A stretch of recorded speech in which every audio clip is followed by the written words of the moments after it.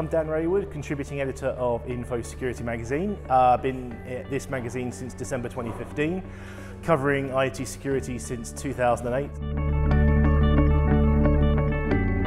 In terms of inspiration, there's a number of people I would turn to, including my editor here, Eleanor Dalloway. She'll love me for saying that, as well as some of the people I've worked with in the past, like Wendy Nather, Javad Malik, Brian Honan, Troy Hunt.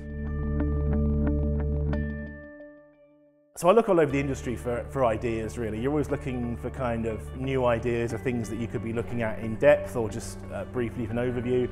I get that from social media, from conversations with people, from inspiration from PR companies like éclat, obviously. You know, you'll send me information, I might think, where's the idea in this that other people aren't looking at?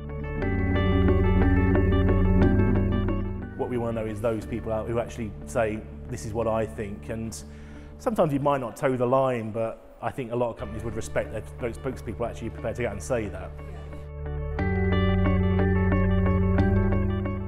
There are probably fewer journalists around every year than there have been in the past. So those of us who have been around a while, hopefully most people know how we work, ways we like to be contacted. It just comes down to individual relationships, I think, between PR people, PR companies and the journalist.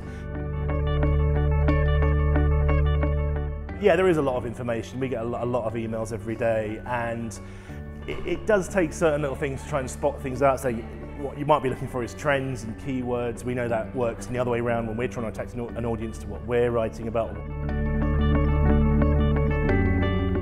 I think what makes a good cybersecurity in terms of B2B is trying to get the story right. When you're breaking news, that's not always easy because you are going by what a lot of people say. But get out there and talk to the people, try and get the story as right as you can, and with a lot of perspective and a lot of information fed back to you. That's what makes a good cybersecurity story, I think. It takes a big story like a Snowden or a Sony Pictures story to really wake people up to the reality of what cybersecurity is about in the public.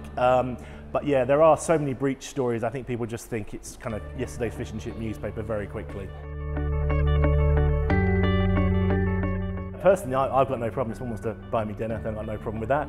But I think also it's good to get out to events where it's going to be a lot more focused. You're going to have the attention of someone for maybe a couple of hours after work, and also you get a lot more information sharing at these kind of events.